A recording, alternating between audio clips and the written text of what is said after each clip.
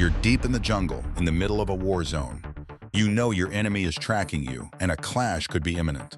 You move with extreme caution, taking every precaution imaginable. Then you take one more step, and suddenly the ground gives way beneath you. You've walked straight into a trap. There is no explosion, there is no gunfire, there is no enemy in sight. There is only sound that the men who heard it never forgot. A wet, splitting crunch, and a soldier going down where he stood. His foot has punched straight through a thin lid of woven grass and packed earth, into a pit no wider than a dinner plate, and waiting at the bottom were the stakes. Sharpened bamboo, angled upward, driven so deep into the soil that they could not give way. By the time his own weight had told him what was happening, it was already finished. The rest of the patrol freezes. Not because they are under attack, but because the ground itself has just become the enemy. Every man looks down at his own feet, and in that single moment, a war fought with helicopters, napalm, and the most advanced military on Earth was quietly losing to a weapon that cost nothing, made no noise, and had been buried in the dirt by a farmer with a knife. This is the story of the Punji stake, the simplest weapon of the Vietnam War and one of the most feared. Here is what makes it so disturbing, and we are going to take all of it apart piece by piece. The Punji stake was almost never built to kill you. That was the entire point. The people who made these traps wanted you alive, wounded, and slowed down, and that choice was not cruelty for its own sake. It was cold, patient strategy. By the end of this video, you will understand exactly why a wounded American soldier was worth far more to the Viet Cong than a dead one. You will see how a stick of bamboo managed to drain the resources of a superpower, why the wound itself was often the least dangerous part of the whole thing, and how a weapon this primitive pushed the United States Army into redesigning the very boots its soldiers walked in. So let's begin with what these traps actually were, because the genius of them is hidden in the smallest details. Sometimes perfection lies in simplicity. A Punji stake is nothing more than a sharpened piece of wood taken to its logical extreme. A length of bamboo or hardwood is sharpened to a fine point, and that point is then hardened in a fire until it is tough enough to pierce leather.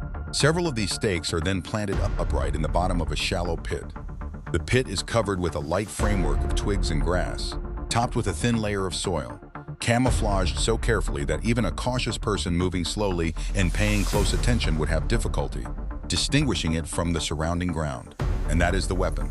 In principle, it is something that almost anyone at any time could make. No metal, no powder, no moving parts. A child could build one, and across Vietnam many did, and that simplicity was not a weakness. It was the source of all its power. The technique was old, far older than the Americans who would come to dread it. The Vietnamese had used sharpened stakes against the French during the First Indochina War and against invaders long before that. By the time American troops arrived in force in the mid-1960s, this was not improvisation. It was refined, inherited knowledge, passed down and perfected. And the men who set these traps had been doing it in one form or another for generations. So when we picture who was building them, set aside the image of a uniformed army. These were mostly Viet Cong guerrillas, local fighters who knew this ground because they had grown up walking it, working alongside villagers who could turn a quiet afternoon into the construction of a weapon that might disable a soldier weeks later. That is what made it impossible to fight. You cannot bomb an idea that lives in the hands of an entire countryside. But to really understand the fear, you have to understand the engineering, because there is far more thought in these traps than the materials suggest. The first refinement was the angle. The stakes were rarely set straight up. They were leaned inward, angled so that the point pierced the foot or lower leg on the way down. And then, when the soldier instinctively tried to pull free, the barbs and angled tips bit deeper and tore on the way out. Some stakes were carved with a notch or a backward hook near the point, so that pulling against them did more damage than the initial wound. The trap was designed around the victim's own reaction. It used your panic against you. The second refinement was the placement, and this is where the patience comes in. These pits were not scattered at random. They were set exactly where a tired soldier was most likely to step, on the soft edge of a trail where men naturally move to avoid the hard center, beside a fallen log that a soldier would step over and land behind, on the approach to a stream near a likely landing zone, along the dikes of a rice paddy. The Viet Cong studied how American patrols moved, where they rested, where they took cover when the first shots came, and they seeded those exact spots. Sometimes a trap was placed precisely where a man would dive for safety during an ambush, so that the enemy's gunfire would drive him straight onto the stakes. Hold on to that detail, because it tells you everything about the mind behind these weapons. This was not a blunt instrument. This was a trap built around human behavior. And the simple pit was only the most basic version. Over time, the same idea grew into a whole family of traps, each one tuned to a different way of catching a man. There were shallow foot traps barely deeper than the sole of a boot, set in their dozens along a single path, so that finding and clearing one told you nothing at all about the next. There were deep pits wide enough to swallow a leg to the thigh, lined with stakes on every side, so they struck home no matter how a man fell into them. There were sideways traps that swung a spike board into the ankle the instant a hidden tripwire was touched. What united all of them was the camouflage, and this is where the real craftsmanship lived. The lid had to match the ground exactly, the same leaves, the same shade of soil, the same scatter of twigs, rebuilt so naturally that the jungle itself seemed to have closed over it. A trap you can see is just a hole in the ground. A trap you cannot see is a weapon that thinks for itself. And now we get to the part that turns this from a nasty surprise into something genuinely chilling, the question that sits underneath the entire video. Why go to all this trouble to wound a man instead of kill him? Because the answer reveals the real weapon, and it was never the bamboo. Think about what happens on the battlefield when a soldier dies. It is a tragedy, but tactically, it is over. The man is gone, and the unit keeps moving. Now think about what happens when a soldier is wounded badly in the foot in the middle of dense jungle, miles from the nearest base. He cannot walk, he cannot fight, he is screaming, and that sound does something to the men around him. Two of his comrades have to stop fighting to carry him. A radio operator has to call for a medevac helicopter. That helicopter has to be fueled, crewed, and flown into a hostile area where it becomes a slow, loud target hovering over the trees. Medics, supplies, and hospital beds are all consumed by one man and one sharpened stick. So do the arithmetic the way the Viet Cong did. One cheap, silent, disposable weapon does not remove one enemy from the war. It removes a handful of them, at least for hours, sometimes for good. It slows an entire patrol to a crawl, because now every step is a gamble. It forces a powerful industrial army to spend helicopters, fuel, medicine, and manpower on a problem created by a man with a knife in an afternoon. A dead soldier costs the enemy nothing more. A wounded soldier costs them everything, again and again. That was the strategy. The Punji stake was not really aimed at the body. It was aimed at the war machine itself, and it was devastatingly efficient. Multiply that across a country, seeded with these traps, trail after trail and province after province, and you begin to see the true scale of it. Not one wounded man, but a steady grinding tax on time, equipment, and morale, paid every single day by the strongest army in the world, to an enemy who could replace every weapon he lost with an hour of work and a fresh stick of bamboo. There was one more layer to the cruelty, and it is the detail that pushed these wounds from serious to genuinely dreaded. The wound itself, a clean puncture, was survivable. The Viet Cong made sure the wounds were rarely clean. They smeared the stakes with whatever would foul a puncture deep inside the body. Mud from the rice paddies, rotting plant matter, and most often animal or human waste. The point was not the cut. The point was what the cut carried. In the heat and humidity of the jungle, an untreated puncture wound packed with that kind of contamination turns dangerous with frightening speed.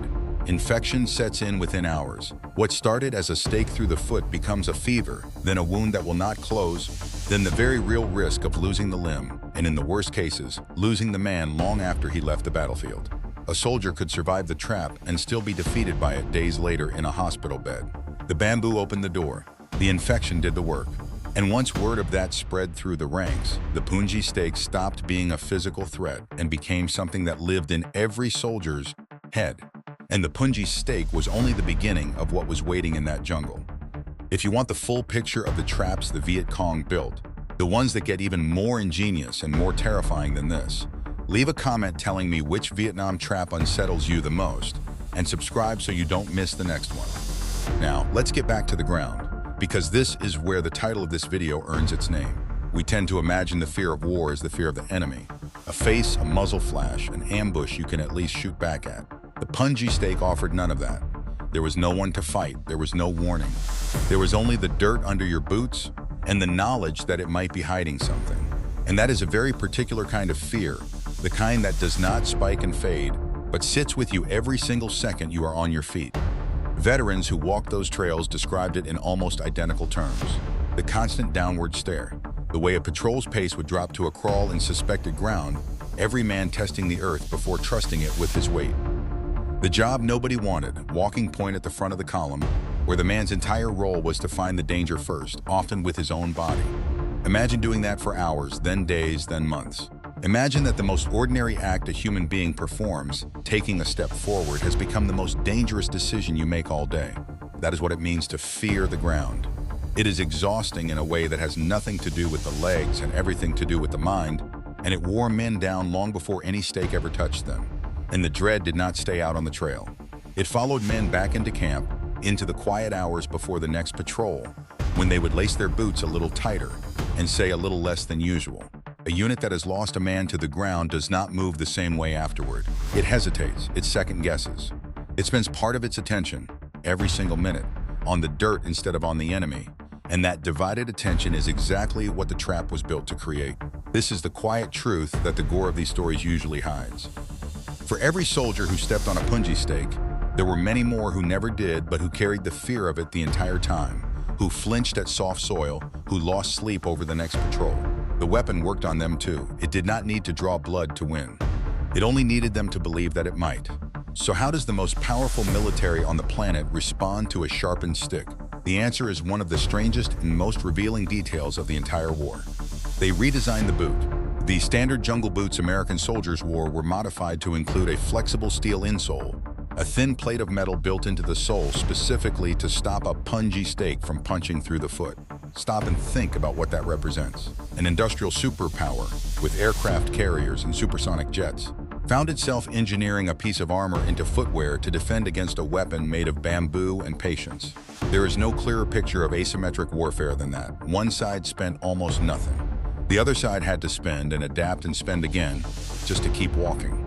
And every dollar and every hour poured into that adaptation was a small, silent victory for the people who had buried the stakes, because it proved that their crude little weapon was worth taking seriously. And even that was only a partial fix. The plate protected the bottom of the foot, but the larger traps, the deeper pits with longer stakes, could still strike the leg above the boot. Tactics had to change too. Patrols moved more slowly and more carefully. Engineers and point men learned to read the ground for the faint, unnatural signs of a disturbed surface.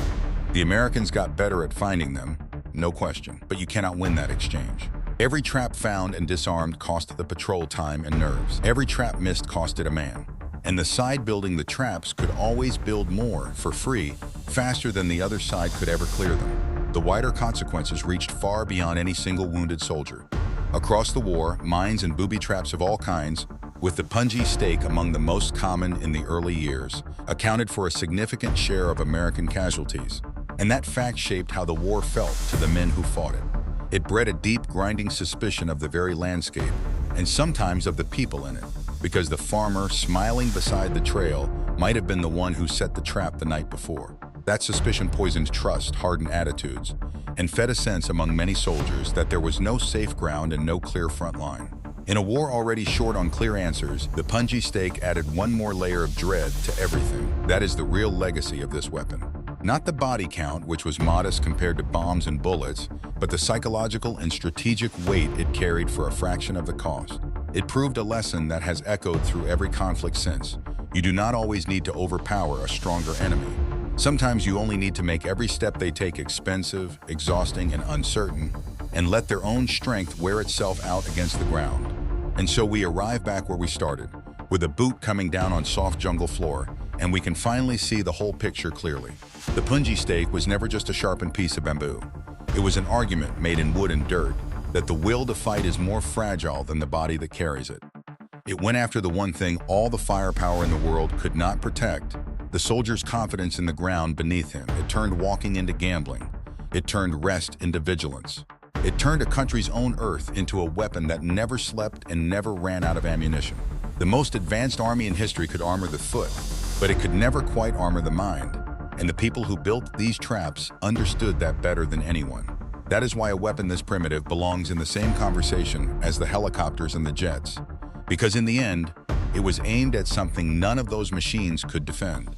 But the punji stake had one major weakness. It waited in the open ground in the light of day, and a careful eye and a steel-soled boot could eventually learn to find it. The Viet Cong knew this. So they took their genius for traps somewhere the Americans could not simply look down and watch their step.